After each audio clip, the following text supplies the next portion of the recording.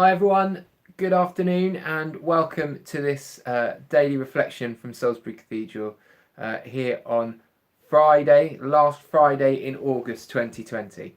My name's Pete and it's my job to give the reflection today, and I have to be up front with you all really, I think, to say the last few days have been quite a difficult few days. We sort of bumped into every aspect of human life, from sort of the extremes of new life to death and sort of what feels like everything in the middle. And so it's sort of been a complicated time, and I'm absolutely shattered by this time on a Friday. And it feels like I've spent the last few days just bumbling around in a tumble dryer. I'm sure you know the feelings that like that too. And well, I have to now talk to you, and I love talking to you, but I'm not sure how coherent a sentence I can string together and a thought process that I can bring to you. And in essence, that's my thought for today, because I wondered what we do when the words fail us. You know, when we just don't have any words to say, when we're feeling completely battered, tired, and life just feels a bit blah, and we're strolling on. Sometimes when we do that and we're trying to communicate, our words can feel hollow because they lack passion, commitment, and zeal. But we all get those periods where we just feel blah, and just want to go to bed, frankly.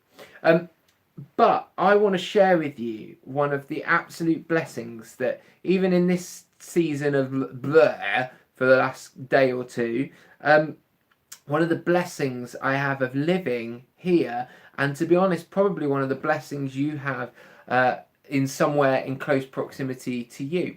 Because one of the blessings I have is I live on the cathedral close, just outside of the cathedral, and we have bells. Yeah, you heard me right.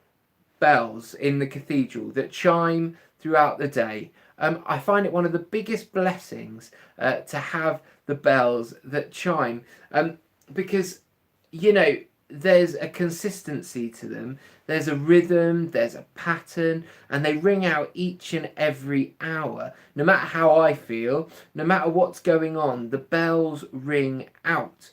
And, you know, it's why I find that a blessing is that my friend Chip, he introduced me to the words that have been commonly associated with the Westminster chime, which is, I think, I don't know a lot about bells, but I'm fairly certain that's the chime we have here at Salisbury. It's the same chime that is at Big Ben. And some of you might know these words because you're far more learned than I am, but some of you might not. So they go something like this, and you're gonna have to forgive my singing, but it's the only way I can do it. So it goes, Lord, through this hour, be thou our guide, so by thy power no foot shall slide. It goes, Lord, through this hour, be thou our guide, so by thy power no foot shall slide. Now there's a few variations on that that have been floating around, but that's basically the thrust of it. And that's the words that my friend Chip introduced me to. And it's the words that resonate around my head each and every hour that I hear those bells. Because I guess the reason I find those bells awesome is because, one, first and foremost, how awesome is it that those bells, not just Salisbury, that chime that's so famous that we all know, that rings out across the nation, well, not at the moment, but rings out across the nation's capital, that rings out from different churches, different places. People have that same chime sitting on their mantelpiece. It rings out throughout the nation every hour, without stop, pattern, consistency. It rings out this prayer, this blessing of bringing God's blessing on and proclaiming it over the people, rings out every single hour. I mean, seriously, how awesome is that? It is fantastic, and most people don't even know about it. Then, for me, one of the big blessings of it is that it's repetitive. Every hour, what it does is it causes me to stop.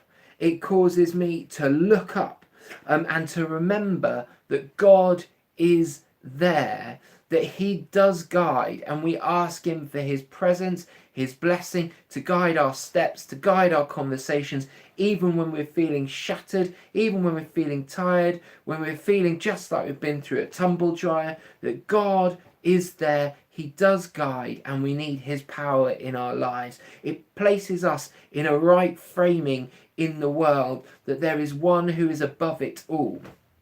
Thirdly, for me, it causes me to recommit myself to being guided by God.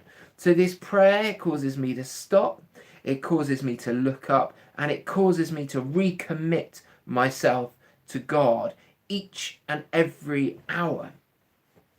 And finally, and most importantly, I think, is that each and every hour that prayer rings out, and it causes me, and it causes others, and it causes many people in the world to pray for the community, for our nation.